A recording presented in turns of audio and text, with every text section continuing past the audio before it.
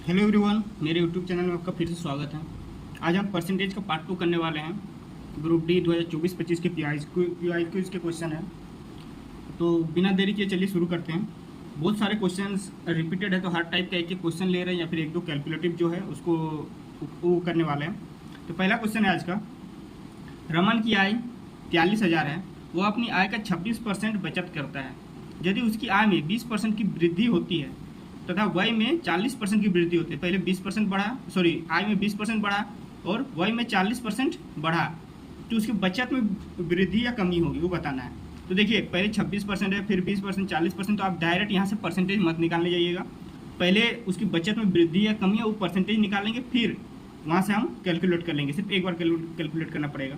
मान के चलिए पहले 100 रुपया था आय, इनकम था 100 रुपया, तो सेविंग्स आपका बचत करता सेविंग्स 26, एक्सपेंडिचर मतलब वाई हो गया आपका कितना हो गया 74, फिर बोल रहा है इधर 34 बढ़ जाता है। देखिए 34 नहीं 20 बढ़ जाता है।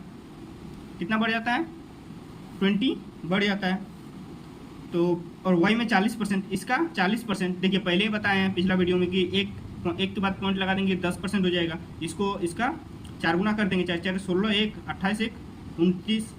तो देखिए टोटल 20 रुपया बढ़ा था, लेकिन यहाँ वाई ही आपका 29.6 रुपया बढ़ गया। मतलब 9.6 रुपीज़, 9.6 रुपया आपका टोटल बढ़ा। मतलब आपका सेविंग्स में उतना घटाना पड़ेगा। सेविंग्स में अगर इतना 9.6 घटा देंगे तो आपको बचेगा क्या? बचेगा कितना? 10 घटाएंगे तो मतलब एक्चुअल में 9.6 घटाना है हमको, तो कमी ही निकालना है, पूरा तो सेविंग्स कैलकुलेट नहीं करना है। तो 9.6% हम 9.6% कैलकुलेट करना है किसका? 43,000 का। यहाँ 0 हटाएंगे, 3 0 लगेगा, कट जाएगा। देखिए 6 8 आएगा लास्ट में, और कमी हो रहा है तो वृद्धि वाला तो हट गया, कमी हो रहा है 8 किस में? ये हो गया आपका आंसर। आप चाहे तो कैलकुलेट भी कर सकते हैं। दूसरा क्वेश्चन है, 2019 में अमित की आय 22,000 थी, 22,200 थी। उसके वेतन में प्रत्येक वर्ष 10% की वृद्धि होती है, तो 2021 में उसकी आय कितना होगी? 10% की 2 साल में वृद्धि होगी। मतलब पहले अमित की आय थी कितना? 22,200, फिर 10% की वृद्धि हुई, मतलब 10 से 11 हो गया, फिर 10% हो गया, मतलब 10 से 11 हो गया। 2 0 2 0 कट जाएगा, मतलब इसमें लास्ट में कुछ जीरो वाला नहीं आएगा, जीरो वाला नहीं आएगा, एक ही आंसर है, ये आ गया। और देखिए 2 आएगा आपका यूनिट डिजिट, 2 भी है यूनिट डिजिट, और 11 से डिवाइड भी हो जाएगा, चेक कीजिएगा तो दूसरा क्वेश्चन भी हो गया। तीसरा क्वेश्चन पे आते हैं। रमन की आय 49,000 है। वह अपनी आय का 27.5% बचाता है। यदि उसकी आय में 34% की वृद्धि होती है और वाई में 20% की वृद्धि होती है, तो बचत क्या होगा? सॉरी, हम आपका क्या बोलते हैं, ये डालना भूल गए, ऑप्शंस डालना भूल गए। बिना ऑप्शंस का भी देख लेते हैं।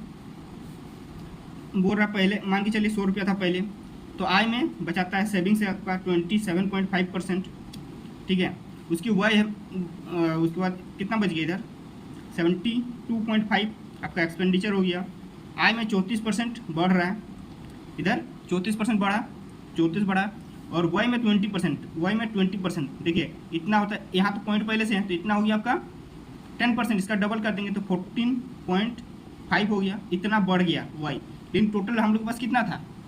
34, मतलब अभी भी हम लोग के पास 19.5 रुपीज़ बच रहा है, जो इसमें बढ़ेगा, ठीक है। तो 19.5 किसका? इसका 49,000 का। 49,000 का निकालना हमको 19.5। एक तरीका ये भी है, देखिए यहाँ से भी कैलकुलेट करेंगे, लेकिन हम यहाँ से कैलकुलेट नहीं करने वाले हैं। 19.5 बोला है, मतलब 20% निकालेंगे और इसमें 0.5% घटा देंगे, तब भी आंसर आ जाएगा। तो 49,000 है, देखिए 49,000, एक पॉइंट हटा देते हैं तो हो गया आपका 10%। इसका डबल कितना होगा? 98, इतना, ये तो हो गया 20%। अब देखिए यहाँ हो गया 10%, अब यहाँ से यहाँ हटा देंगे 490 रुपया। 490 रुपया हो गया आपका 1%, और आधा परसेंट निकालेंगे तो इसका आधा कर देंगे तो कितना हो जाएगा? 245। इसमें 245 अगर माइनस करेंगे तो 555 9,555 रुपया हो जाएगा, बढ़ेगा। बचत में कितना होगा? 9,555 रुपया की वृद्धि होगी, क्योंकि हम लोग देखें यहाँ बढ़ा है, ठीक है। चलिए आपका आंसर हो गया। नेक्स्ट क्वेश्चन पे आते हैं। ईंधन की कीमत लगातार महीनों में 10%, 50% और 10% कम हो जाती है, लेकिन चौथे महीने में 45% बढ़ जाती है। चौथे महीने में ईंधन की कीमत में उसकी मूल कीमत से कितनी प्रतिशत की वृद्धि या कमी हुई। वैसे तो दिखने से ही पता चल रहा है कमी होगी, लेकिन हम लोग कैलकुलेट करेंगे। तो देखिए पहले बोला 10%, 50%, फिर 10%। जरूरी नहीं है कि आप इसी सीक्वेंस में करें। अब हम लोग को पता है 10% और 10% 2 बार कमी होगा, तो हमें पता है कि 19% की कमी हो जाती है। ठीक है, आप इसको भी डायरेक्ट कैलकुलेट कर सकते हैं, ये दोनों को भी डायरेक्ट कैलकुलेट कर सकते हैं, सब जायज़ है। 19% की कमी हो गया, फिर 50 की कमी हो रहा है, फिर माइनस माइनस प्लस हो गया, इधर 50 इंटू 19/100 2, तो इधर 9 पॉइंट कट जाएगा 2 से, यहाँ 2 आ गया, 2 से कट जाएगा 9.5 हो जाएगा। ये देखिए 9.5 का डबल है, मतलब इधर -9.5 -50 हो गया, इधर से कैलकुलेट होकर आ गया, मतलब 59.5। तो ये 59.5% की अभी तक कमी हुआ है, ये तीनों मिलाकर। अब आप चाहे तो सक्सेसिव इससे भी लगा सकते हैं। ठीक है, फिर हम क्या करेंगे, देखिए इतना की कमी हुआ 59.5 की, मतलब हम लोग को सब बचा कितना है, अब बचा है ना 40.5% अभी भी बचा हुआ है। अब 40.5 में 45% इंक्रीज हो रहा है। अच्छा समझिए, 40.5 में 45% की इंक्रीज हो रहा है, इंक्रीमेंट हो रहा है। तो 40.5 में मतलब इसका 45% निकाल लेते हैं, तो फिर वही 10% हो गया 4.05। तो 4% कितना होगा, तो इसको अगर 4 से गुना करेंगे, 4 5 20, यहाँ पॉइंट के बाद 2, देखिए 4 5 20 और 16, तो 16.4, और 5% इसका यहाँ पे आ जाएगा पॉइंट, तो हो जाएगा कितना, 5 से मल्टीप्लाई कीजिए, इसका हाफ कर दीजिए, 200 कितना हो जाएगा आपका पॉइंट के बाद 2, तो ये हो गया आपका 1%। तो आपका सॉरी इतना आपका था 10%, इसका इसी का हाफ करना था, हम 1% करने गए, तो इधर 16.20 है, ये हो गया था आपका 4.05 था हाफ, तो इसका 5% करेंगे तो हो जाएगा 2, मतलब डायरेक्ट ही मल्टीप्लाई कर देते हैं, हम भी थोड़ा कन्फ्यूजन हो रहा है। 0.5 का 0.025 हो जाएगा, 5 2 इधर 2 18.25, और इधर कितना था पहले 40.5, तो हम इसको बोल सकते हैं, देखिए 5 2 7 और 58, 5 2 7 58, मतलब हम लोग के पास इतना हो गया, जब इंक्रीज हुआ प्राइस तो इतना हो गया, तो हम लोग के पास घटा कितना, तो इधर हो गया, देखिए अगर पूरा 59 होता तो 41 हो जाता, और 2.5 कितना हो जाता, 2.275 मतलब 28, देखिए यहाँ पर 41.28 की कमी हो रहा है, क्योंकि 100 इतना हो गया, और 100 से घटा कितना, पहले तो शुरू में तो 100 ही मान के चले थे, तो 41.275। इसको और जल्दी कैलकुलेट, अगर इसमें आप कैलकुलेट कर सकते हैं सक्सेसिव में, तो उसी में कर लीजिए। नेक्स्ट क्वेश्चन बहुत ईजी है, इस तरह 25-30 क्वेश्चन था।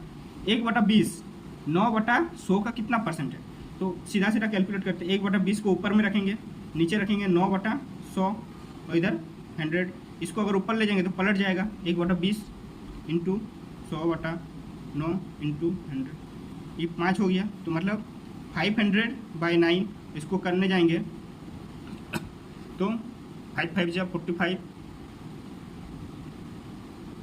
हाँ देखिए 5 5 जा 45 हुआ, फिर यहाँ से 5 बजेगा, फिर 45, तो इतना हो गया आपका, ये हो जाएगा आंसर, 55 करके आएगा, तो ये हो जाएगा आपका आंसर। नेक्स्ट क्वेश्चन पे आते हैं। एक कार की कीमत पहले वर्ष 10% कम हो जाती है, दूसरे वर्ष 10% बढ़ जाती है। यदि कार की कीमत पहले 25,000 थी, तो दोनों परिवर्तन के बाद अंतिम कीमत क्या होगी। देखिए हमेशा याद रखिएगा, जब भी सेम परसेंट यहाँ दिया हुआ रहे तो क्या कीजिएगा, माइनस में इसका स्क्वायर,